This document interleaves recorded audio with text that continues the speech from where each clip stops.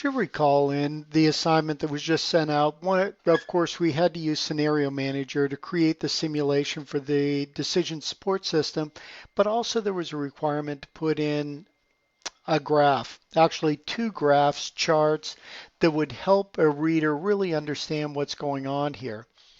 I won't go over some of the details, but I would like to take a moment to just go over quickly the whole graphing process to make sure everybody recalls. But in this situation, here is our summary sheet from the scenario we built with College Town Thrift Shop. And you can see it's got all our key data.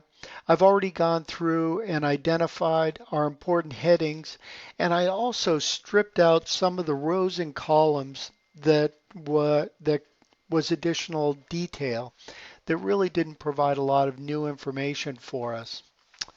As we sit here, I'll click on Insert and then hit our bar chart, create that bar chart, actually slide it over so we can get a good look at that and enlarge that. And you can see, well, we've got the uh, row headers down on the bottom, and that's no help. What we need is, for instance, the situation with recession, high inflation, recession, low inflation, so on and so forth. Click on Design. Let's switch the rows and columns. You can see that play out right there. Also, I would rather not have these column titles down here on the bottom. It'd be nice to have them right here on the side. So click the quick layout, pop them there. That also gives us the opportunity to put in our axis title, and this would be economic situation or economic climate. We've got our titles over here. We've got these ones over here, which we can take care of later, but right now I won't worry too much about them.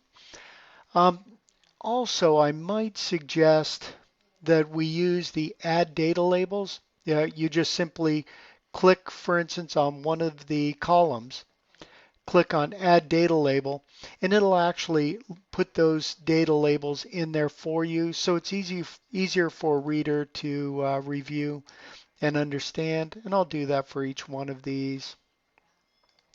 And again, this is just a real quick and dirty approach. Some of these are a little bit easier to read than others.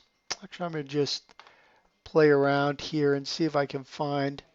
Actually, I kind of like that.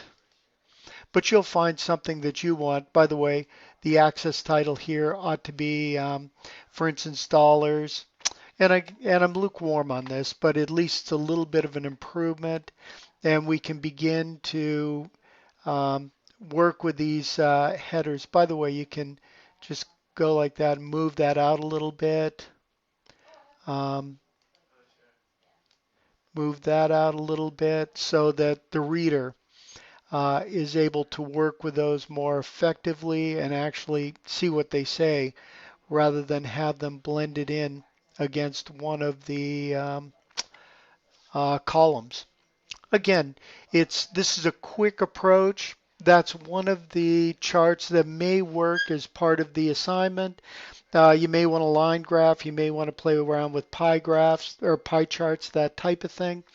But the key is to be able to find something that the reader can follow easily and understand each one of these different scenarios. And I put something like the title College Town BUS 312 course.